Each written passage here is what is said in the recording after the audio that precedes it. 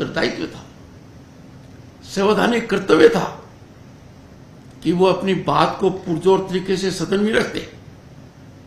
सदन के माध्यम से वो बात पूरे देश में जाती है, एक वायुमंडल तैयार होता है, लोगों में जागरूकता आती है। नमस्कार दोस्तों, राज खबरों की खबर में आप सभी का स्वागत है। दोस्तों, तीसरी बार मोदी सरकार बन जरूर गई है, पर इस बार विपक्ष के तीखे तेवर मोदी सरकार पर हावी होते नजर आ रहे हैं।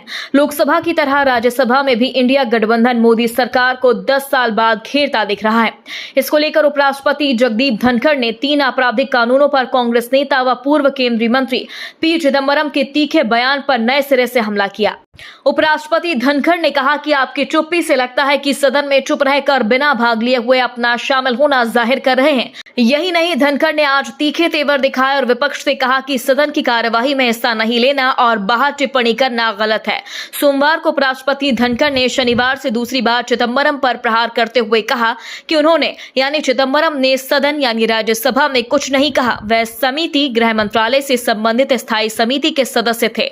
अगर कोई समिति का सदस्य होता है तो वह उनके समक्ष अपने विचार रखता है और समिति बहुमत के आधार पर फैसला लेती है। दोस्तों, उपराष्ट्रपति ने फिर राहुल गांधी पर निशाना साधा और विपक्ष को नैतिकता का पालन करने के लिए कहा। दोस्तों, 2014 से लगातार 2023 के अंत तक जिस तरह से मोदी सरकार ने लोकसभा राज्यसभा में अपनी मनमानी कर कानून लागू किए और विपक्ष को दरकिनार किया, अब फिर 2024 में उसी तरह विपक्ष को चलाने की कोशिश कर रही है। ये ऐसा प्रोग्राम है जिसमें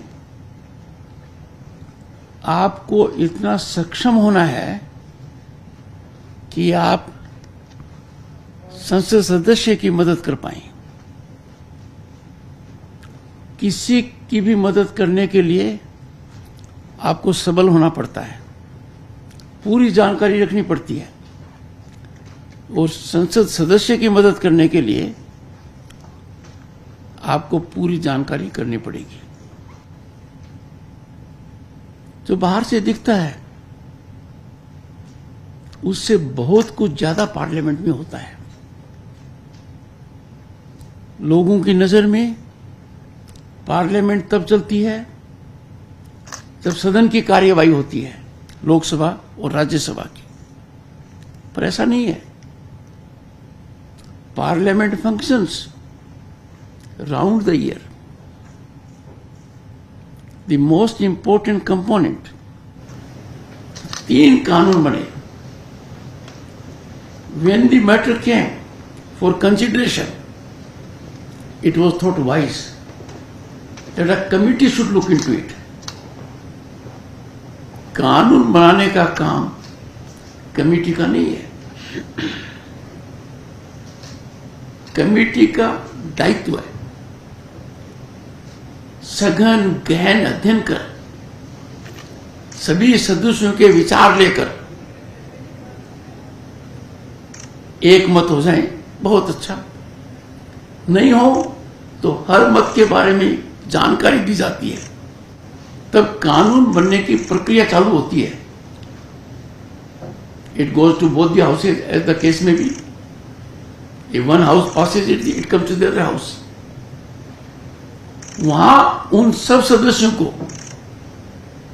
जिनका मत कुछ और था कमेटी में, और उनको लगता है कि मेरा मत सही मत था पर मैं कमेटी को प्रभावित नहीं कर पाया, मैं कमेटी को नहीं समझा पाया, उसके लिए एक मौका है कि वो अपनी बात सशक्त तरीके से